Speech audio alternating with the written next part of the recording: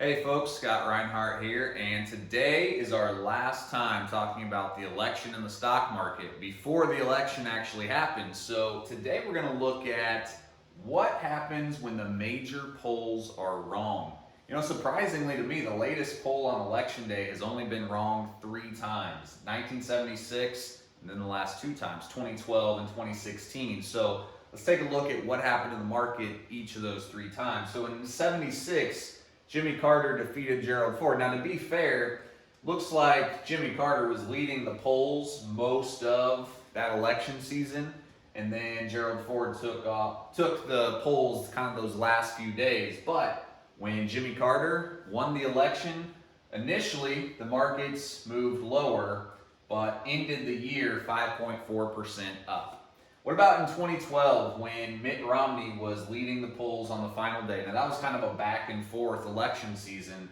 And when Romney was leading the polls but Obama won, markets once again initially moved lower but ended the year 2.3% up. So we can see a little bit of a trend there where if a Democrat surprises the polls and wins over a Republican, the markets initially move lower. But what about in 2016, this latest election when Trump defeated Hillary? Well, it was the opposite. So Hillary was leading the polls and the market moved higher even after, I don't know if you remember, election night, the overnight futures of the market were way, way down. I think they got down between 7 and 10%. But then by the time the markets actually opened, things looked pretty good, and market realized that, hey, it wasn't going to be so bad. So markets went up pretty well when Trump surprised the polls in 2016. Now, I think this chart right here is the most relevant because this is very similar to what we have today. Right now, Biden is leading the polls, all the major polls, Biden is leading, and it would be a surprise to the polls, assuming they hold up between now and election day. It would be a surprise if Trump beats Biden. So, last time that happened, markets moved higher.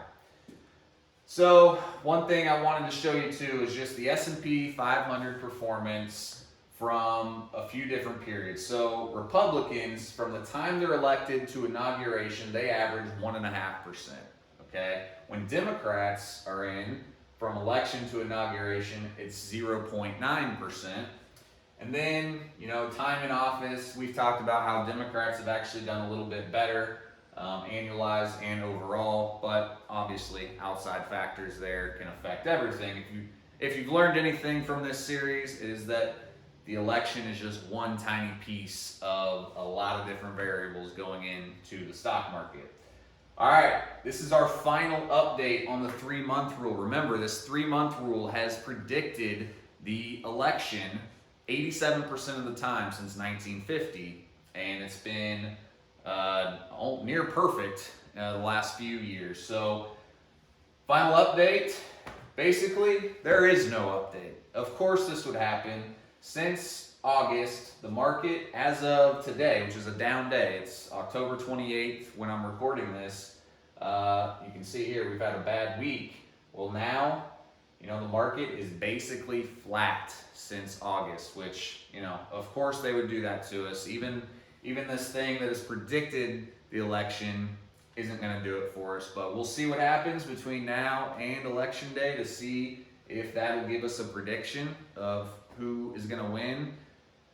But what I'm going to leave you with during this election and the stock market series is that I wanted to show you S&P 500 performance under Republican and Democrats, going all the way back to President Truman.